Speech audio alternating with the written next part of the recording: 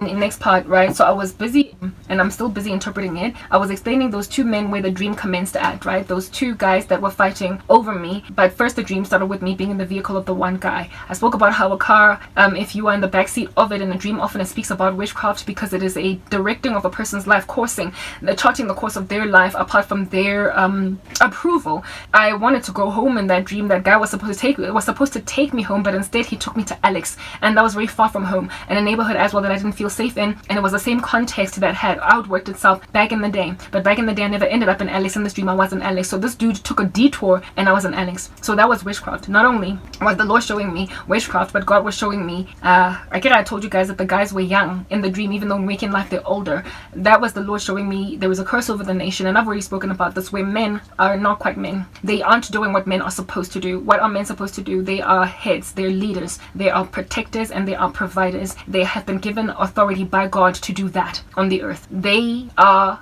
of dominion above even us as women. They lead us, we lead with them all of creation. We are their helper suitables. That's just the order that God created us all to be operating in very naturally.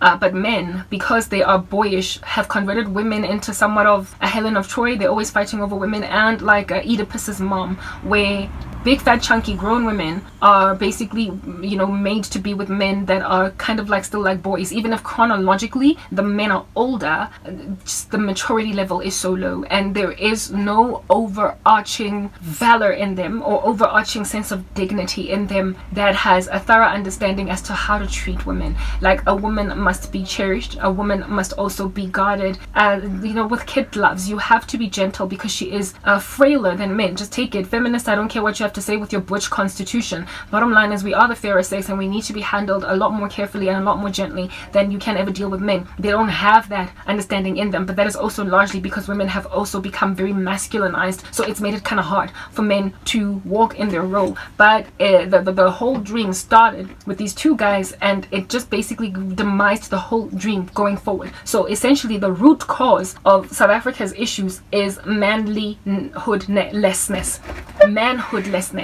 Just a lack of true biblical manhood is running this country into the ground. They are fighting over things that are unnecessary. So I told you guys that in this dream, these two wanted something out of me. There is also an epidemic on the ground of witchcraft where guys are roofing women spiritually. I like to call it roofies because if you have not approved, it's like a drug that has been put in your drink. Men no longer pursue women in the good old-fashioned way where they come up to you, they like you, they do all different kinds of exercises to see what they can do to flex in front of you to impress you, and then maybe you might just find them impressive, and so you agree.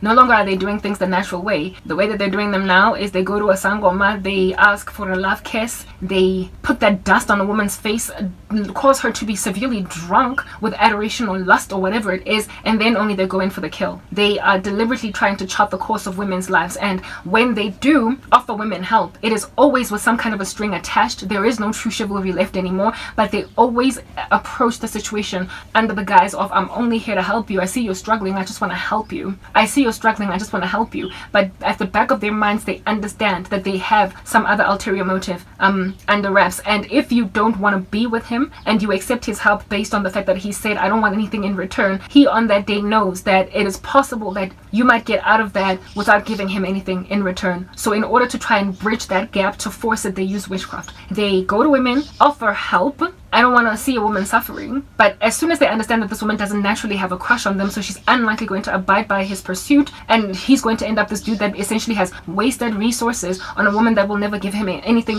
back in return, they then use witchcraft to get out of her what they want anyway. They use witchcraft. So there's a lot of bewitching of women on the ground, a lot of making drunk of females that feel like men are finally stepping up to the plate and are walking in a chivalry, but then they find themselves all of a sudden overwhelmed by feelings of lust or mesmerized by whatever over a man that they did not want to be with initially, but now they're suddenly interested in. So there's a lot of use of witchcraft to make women be with men. That's why I was in the backseat of this guy's car. It was God showing me the stealthy infiltration strategy going on that is very satanic on the ground, where our men are no longer trusting of themselves and their game enough, Hoshela Basadi, to ask women out properly, and they also offer chivalrous deeds or acts to women, however very unchivalrously so, where at the back of their minds they know what they want and they are gunning to get it, and if they don't get it they become hostile and they use witchcraft to get it. They bewitch women and they rarely ever come in the name of true peace, true retribution, true restoration, true help. They always have something at the back of their mind. They don't just help women, and that is killing the fabric of our society and also the strength of our men. Right? They then, once the one dude realized, because he drove me, he meandered me around all different kinds of places, did not take me home, landed me rather in his neighborhood. Okay?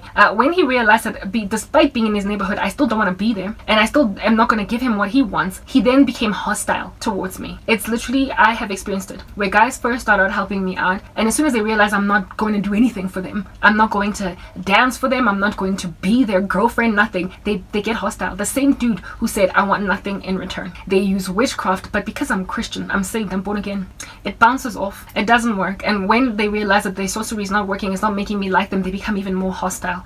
That thing happened in the dream. That's not just something that's happened to me. It is a problem in South Africa, period. When men bewitch women, when witchcraft does not work, they become hostile. So the same guy that was helping you, that was fresh, that was kind, all of a sudden gets mean. Women can relate. You can relate to that one colleague, that one dude in your neighborhood, that one neighbor downstairs that started out helping you, everything you were trying to do. He's there like a bear, he helps you change tires, and then one day all of a sudden he gets aloof. And you're like, but my goodness, whatever happened to the kind neighbor that is into walking my dogs on my behalf some nights? His witchcraft bounced. It didn't work. Some people have some protection as well from sorcery despite not being Christians, and when they don't get what they want out of a woman, they change like on them like that overnight, displaying what they always wanted all along. They feel like, I'm wasting my time, I'm not going to waste my resources. And because of how competitive they are with each other over women, the one dude that suddenly appeared in the back seat with me as well in the car, he was with me as well in the backseat of the car. What that speaks of is these men are so jealous and so fruitless in their jealousy that they are literally domino effect tipping everybody in the country because of their jealousy. They say, I want you, Karabo, and the moment you say no, they then in their gender-based violence mindset are like, if I can't have you, no one can.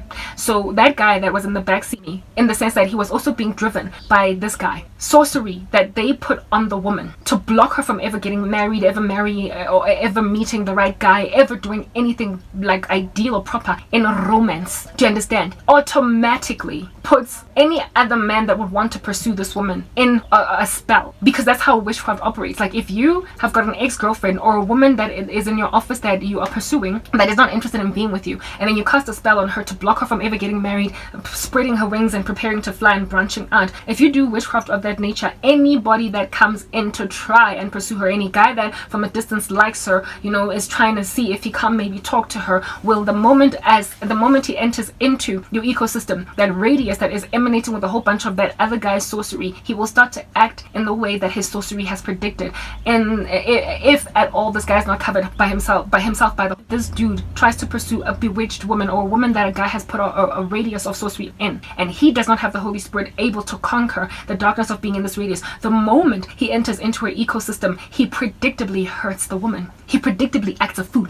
He predictably responds in a way that abides by the sorcery of his friend, or of not this lady. So this dude found himself in the backseat of the car. He suddenly appeared, and he was not in the passenger seat, he was in the backseat being driven with me. So he also fell under a spell by collateral, and he tried to pursue me, and as soon as he tried to pursue me, him and this other guy were at war. They were fighting for me. But as soon as they both realized that none of them are going to win me, they froze. What that means is that, first of all, men are blocking other men from pursuing their ex-girlfriends, their ex, like they love interest in the office that are not interested in them. They are actively blocking these women from ever being pursued by other men, keeping them single for the longest amount of time ever, which is largely sorcery in this country. I did speak about it. It's largely in the black community. So there are a whole bunch of viable, beautiful, gorgeous black women that are getting to the age of 40, 45, 35, unmarried when they're 23, at 25, at 27, because of their ex-boyfriends and other random freaks in the office that were like, I like Karabo, she doesn't like me back, she's never going to be happy in marriage. And it's ubiquitously flying around in the room. And every guy that wants to holler at you, that looks at you with favor, the moment he starts to talk to you, witchcraft starts to operate and he treats you like trash. That's what's happening in the country. It's a cesspool. And their war war with each other is because of the fact that there is witchcraft operating, preventing the guy that wants to pursue you from doing it in his own faculties, alle reasonable, alle rational, to see if he can't win the girl. And his witchcraft toggles him, it fights him. But this guy, in and of himself, upon finding out, because there is a general issue with men in the country, upon realizing that it's worthless to fight the other guy because Karabo is still not interested in him, they then both freeze, and Karabo is then stranded, unable to go anywhere, because here's this dude that says, I'll take her home. Then they freeze, and now no one is here to take me home. So essentially, men end up immobile. They end up doing nothing. They fight over women, they put a whole bunch of witchcraft, and then they become complacent, yes, like dormant. They just sit while the country gets sent to dogs, while women languish, while damsels in distress stay in distress, while women and children suffer, while men just sit there. That's what that meant. The Lord showed me that their involvement in the occult and their fighting for Helen of Joy causes them to eventually become these like dormant randos that are nothing about what's going on in the ground. Hence the country is being run by Jezebel, a woman that is essentially the power of a nation in a matriarchal structure, because the patriarchy has been put in a comatose, dystropic position. Next part.